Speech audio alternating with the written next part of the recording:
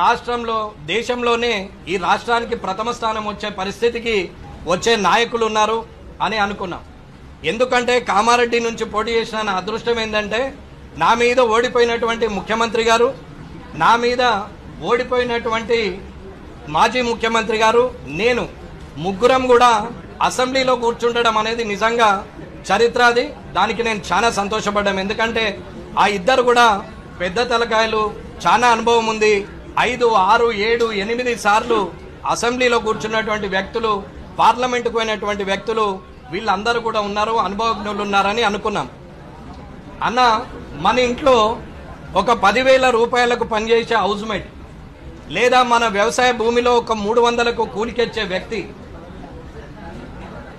మనకు 5 నిమిషాలు లేట్ వచ్చినా, ఒకరోజు రాకపోయినా, తిన్న తర్వాత 15 నిమిషాలు లేట్ చేసినా వాళ్ళకు జీతం కట్ చేస్తాం.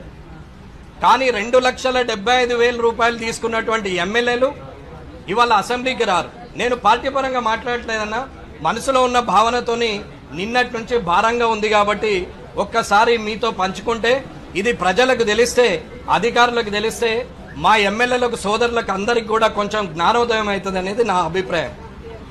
అసెంబ్లీ అంటే పేకాట క్లబ్ లాగా అయిపోయిందన్న. ఈ టేబుల్ మీద ఉన్నాడు ఆ టేబుల్ మీదకి పోయి, ఆ టేబుల్ మీద ఉన్నాడు ఈ టేబుల్ మీదకి వచ్చి పత్తాలాడచ్చు, ఎక్కడ ఖాళీ సీట్ ఉంటే అక్కడ కూర్చోవచ్చు, ఏ టేబుల్ మీద కూర్చుంటే ఆ టేబుల్ మీద ఆట ఆడచ్చు అనే ఆలోచన ఈ అసెంబ్లీలో తయారైపోయింది. అన్న, 2,75,000 జీతం తీసుకున్నటువంటి వ్యక్తి అసెంబ్లీకి రావడమే మానేసారు. సగం మంది వస్తారు, వచ్చిన సగం మందిలో 2 నాయకులు మాట్లాడితే 60 మంది జపం చేస్తారు, అల్లరి చేస్తారు. ఇటు పక్కన 2 మాట్లాడితే 20 మంది అల్లరి చేస్తారు. వాళ్ళు మాట్లాడితే వీళ్ళు అరవడం, వీళ్ళు మాట్లాడితే వాళ్ళు అరవడం తప్ప పెద్దగా ప్రజలకు ఒరిగినటువంటి ప్రయోజనం ఏమీ లేదు. ఈ థర్డ్ సెషన్లో కూడా ఎవరికి వాళ్ళే గొప్పలం అనుకుంటున్నారు. కొందరు మాట్లాడతారు, రాజకీయం వేరు, మా పరిస్థితులను బట్టి మిత్రులుగా ఉండొచ్చు, రాజకీయం రాజకీయమే, మిత్రులు మిత్రులే అంటారు. ప్రజాప్రతినిధులు అందరూ మిత్రులైనప్పుడు మరి శత్రువులు ప్రజల ఓటేసి గెలిపించినటువంటి ప్రజలే శత్రువులా ప్రజాప్రతినిధులకు అనేది నేను అడుగుతున్నాను. ఏ ఒక్కరు కూడా ప్రజలకు సంబంధించిన అంశాన్ని లేవనెత్తి మాట్లాడరు. కానీ తన ప్రభుత్వం గొప్పది, తన ప్రభుత్వం గొప్పది అని చెప్పి మాట్లాడే వ్యక్తులే తప్ప ప్రజల గురించి మాట్లాడే వాళ్ళు లేరు. దాంట్లో మధ్యలో సెటైర్లు, సినిమాలో సీరియస్ సీన్ నడుస్తుండగా ఒక కమెడియన్ వచ్చి జోక్ చేసినట్టు ఒకరు జోక్ వేస్తారు, దాని మీద మళ్ళీ నవ్వడం. అప్పుడే ప్రతిపక్షం అధికార పక్షాన్ని, అధికార పక్షం ప్రతిపక్షాన్ని, నాతో సహా, నేను ఏ ఒక్కరిని పార్టీని బట్టి మాట్లాడట్లేదు, వారు మాట్లాడి అప్పటిదప్పుడే మళ్ళీ జోక్ వేసుకుంటారు, సీరియస్గా మాట్లాడతారు, వెళ్ళిపోయి కాలించుకుంటారు. కెమెరాలు, పాత్రికేయులు నడిచినంతసేపు వారందరూ కూడా నువ్వంటే నువ్వు, డి అంటే డి అని మాట్లాడతారు. అది అయిపోయిన తర్వాత మళ్ళీ కలుసుకొని మాట్లాడతారు. రాజకీయం అంటే కక్షాపూరిత ద్వేషపూరితమైన వాతావరణం ఉండాలని నేను అడగట్లేదు. కానీ రాజకీయ నాయకుడు కమిట్మెంట్ మీద ఉండాలా. ఎవరైతే ఓటేసిరో ఆ ప్రజల పక్షాన మాట్లాడాలి. ప్రతిపక్షమైనా సరే అధికార పక్షం మంచి చేస్తే మంచి అనాలి, ఒకవేళ ప్రతిపక్షం తప్పు చేస్తే అధికార పక్షము అది తప్పని నిరూపించాలి తప్ప మంచిని కూడా చెడనడం, అది అధికార పక్షం కదా, ప్రతిపక్షం అన్నప్పుడు మనం వాళ్ళ మీద అటాక్ చేయడమే ముఖ్యమని మాట్లాడుతూ ఉంటే, ఇవాళ అసెంబ్లీలో రోజుకి ఎమ్మెల్యేలకు 10 లక్షల జీతాలు, నెలకు 3,30,30,30,30,00,000 జీతాలు వస్తాయి. ఇవన్నీ టెన్షన్గా 1వ తారీఖు వస్తాయి అన్న, నాకు కూడా పడుతుంది 1వ తారీఖు. ఇవాళ కనీసం అక్కడికి వచ్చి మాట్లాడాలన్న మినిమం కామన్ సెన్స్ కూడా ప్రజాప్రతినిధులకు లేదు. వచ్చినటువంటి ఎమ్మెల్యేలు కూడా అక్కడికి వచ్చి ఒకరి మీద ఒకరు సెటైర్లు వేసుకొని మాట్లాడతారు.